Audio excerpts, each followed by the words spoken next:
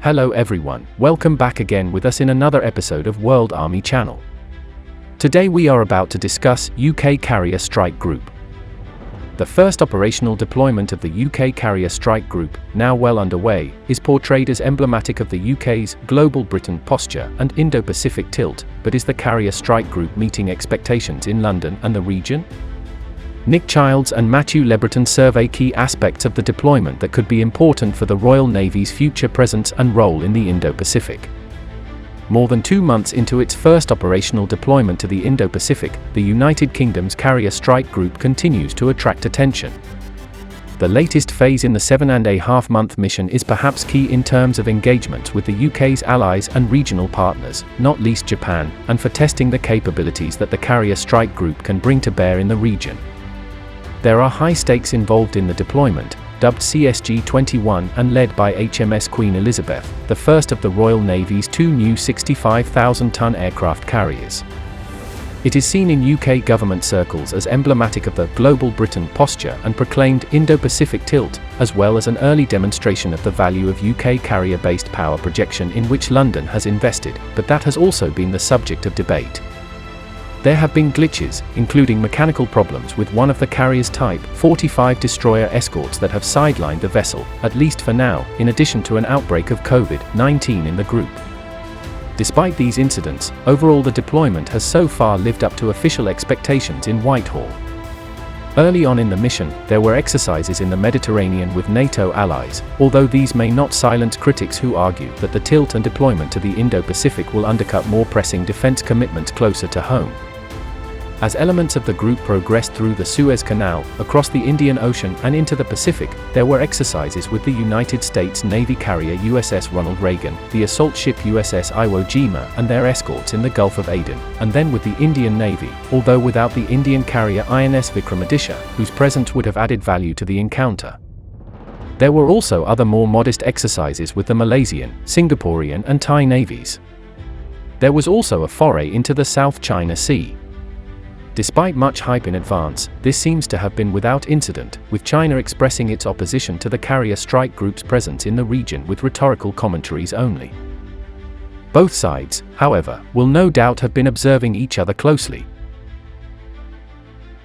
The Royal Navy has continued to invest in its capability to deploy independently at long range, including in terms of naval auxiliary capacity. In reality, there has been little actual recent experience of this at this scale and distance, so it is likely that much is being relearned, including perhaps the degree of strain such an undertaking places on the Royal Navy's overall capabilities. Among other assets on trial is the Crow's Nest helicopter-based airborne warning and control system, which has had a prolonged development.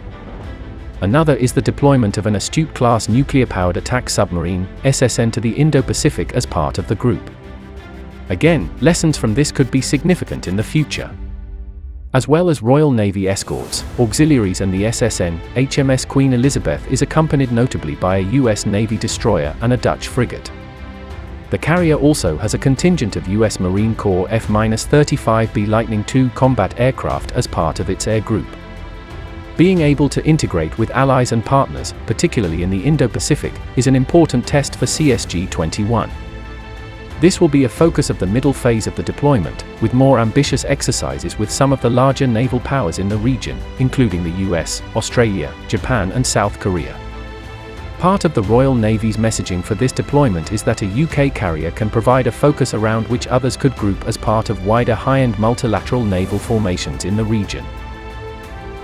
The developing UK-Japanese defense and security relationship is also clearly an element at the heart of the CSG-21 deployment, a key foundation being the 2017 Japan-UK Joint Declaration on Security Cooperation signed by then Prime Ministers Theresa May and Abe Shinzo.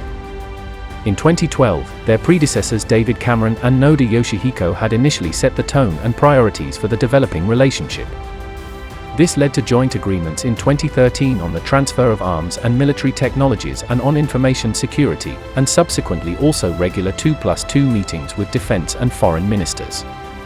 The two sides began collaborative research for the joint new air-to-air missile program, based on elements of the UK Meteor missile, now in the co-development stage. The 2+2 dialogues, as well as providing a forum for discussion, have also led to further agreements. These include a bilateral defense logistics treaty signed in 2017 to help facilitate the sharing of equipment, facilities and services. At the same time, there was the first ever joint exercise in Japan with the Japan Air Self-Defense Force and Royal Air Force, involving visiting IAF Typhoon fighters, while training and cooperation between the Japan Ground Self-Defense Force and the British Army have also been increasing.